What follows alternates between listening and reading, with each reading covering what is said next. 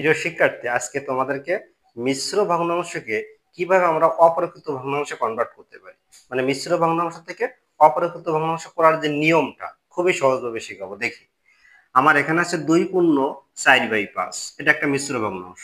আর এখানে আছে 5 পূর্ণ 4/3, এটাকে আমি অপরকৃত ভগ্নাংশ রূপান্তর করব। তো অপরকৃত ভগ্নাংশের বিষয়টা হচ্ছে কি, লবটা বড় থাকবে আর হরটা আমার ছোট থাকবে।